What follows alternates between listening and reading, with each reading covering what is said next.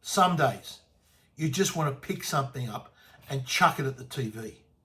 Such is the rubbish and garbage reporting that we see from programs like Sunrise. We deserve a decent debate in this country about electricity costs, electricity prices, and this net zero. Instead, we get this absolute garbage TV from the Sunrise program. Just watch this for the rubbish that is being put on mainstream TV in Australia. Yeah. Investment scheme. And here we we are. can't see the details of. Where does the power come from? I would go back to Where's the coal-fired power power. coming from? I'd go back to coal-fired power. coal. Oh, Yep, there you go. absolutely, 100%. And what will that cost?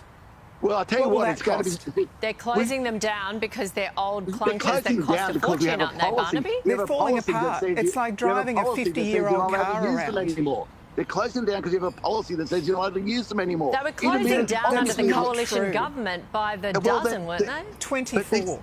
Yeah, because the coal-fired power stations look so pretty. A lot of reasons. Through the roof. Okay, That is look, what you were doing to I'd yourself. love to chat, but I think we've sort of chatted a bit. Thank you very much. We'll see you next week. How are we going to solve the problems of this country, of the energy crisis that we are in, unless we can have a proper debate, instead of this rubbish that is served up on mainstream media? So I'll go through the debate that Sunrise should have had.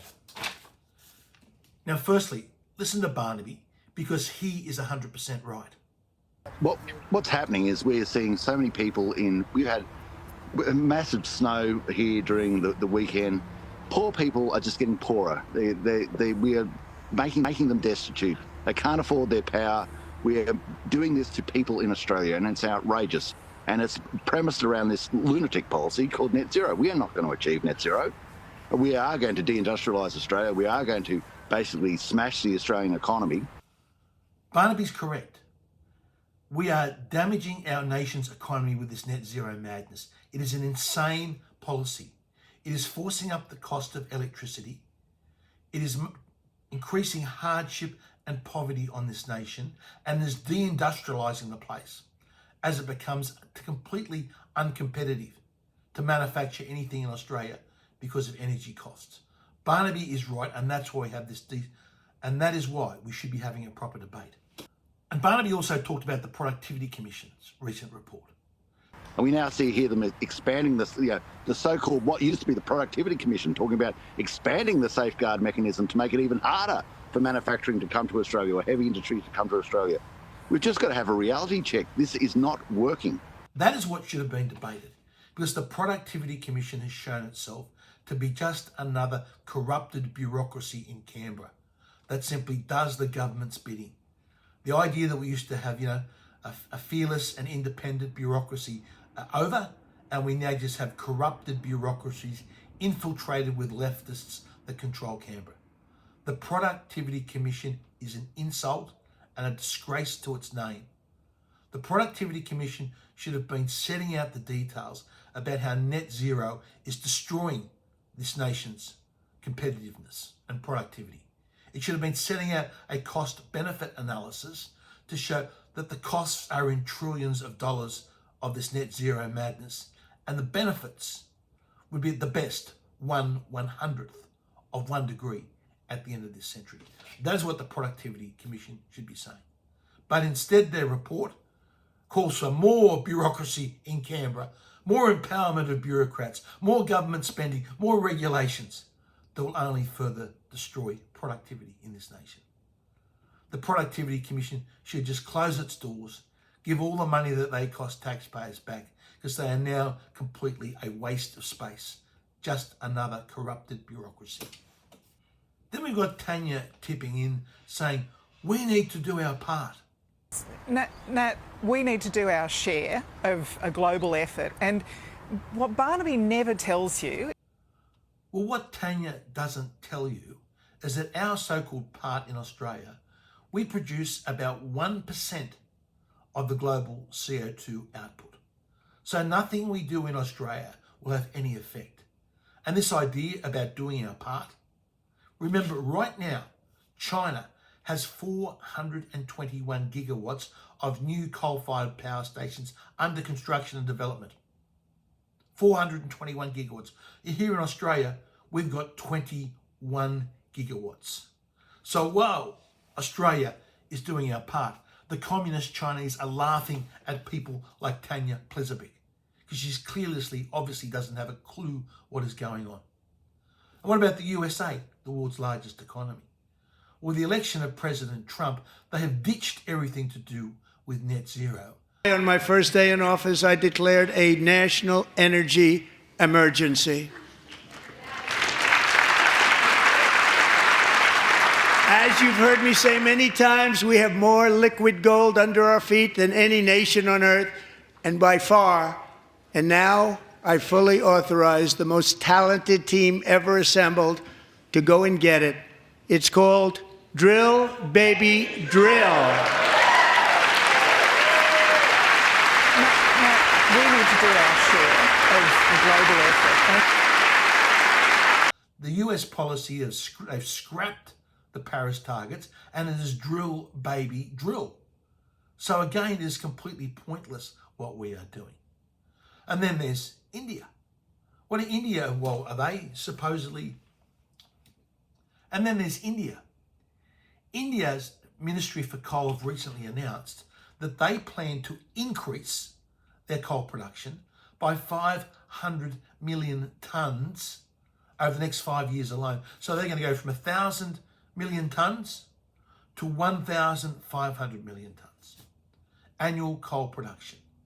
Here in Australia, our total production of both thermal and metallurgical coal is around 380 to 390 million tonnes. So that's our total production, 380, 390 million tonnes. India is planning to increase over the next 5 years alone another 500 million tonnes, more than Australia's total production. And Tanya might want to tell us what Russia is doing to reduce their emissions, or perhaps Indonesia, or even our cousins across the Tasman who've chucked out net zero and have reversed all the policies of Jacinda Ardern and are now wanting to drill for more oil and gas. The only other place that is following this madness of net zero is the UK. And over there, the Reform Party, which wants to scrap everything to do with net zero and get rid of it, is leading in the polls. And we're supposedly meant to do our share. That's what Tanya Plizovic will not tell the Australian people. Next, Tanya repeats the big lie. The lie, if you repeat it enough times, hopefully people believe it, that renewables are cheaper. This is a lie. Renewables are the cheapest form of new energy. not. Under They're his not. government, 24 coal... They are, Barnaby. Renewables are not cheaper. They're not renewables, they are intermittent generation. And the more intermittent generation you put into the grid, the less stable it becomes and the higher total costs be. Because with intermittent generation, solar and wind, you have to pay 3 times. You pay once for the solar and wind, you pay a second time for all the additional transmission lines that are needed, then you have to pay for the backup. And when you do that, it is prohibitively expensive. The cheapest form of generation in this nation is firstly brown coal in Victoria, because there's no export market for that coal, and secondly, the black coal in New South Wales and Queensland. That is what should be driving electricity prices in this country. And the idea that we can somehow, these politicians, these people like Tanya Plizovic, they want to ban Australians from using our own coal.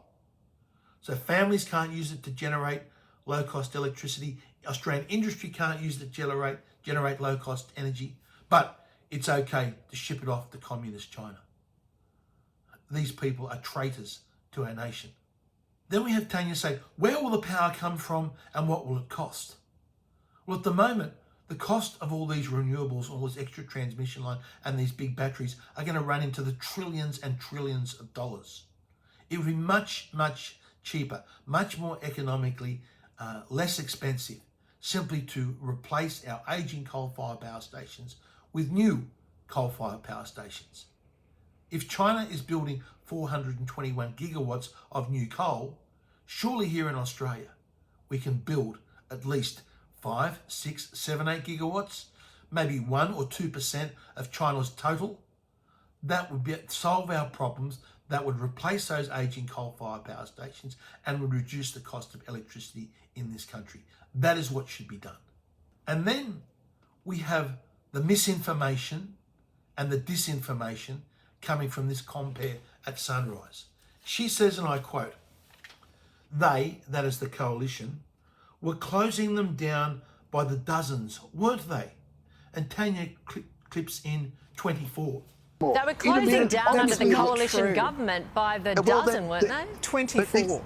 Yeah, What two is 24 happening? Now she's talking about dozens of coal-fired power stations closing under the coalition. This is just complete fiction. This is misinformation.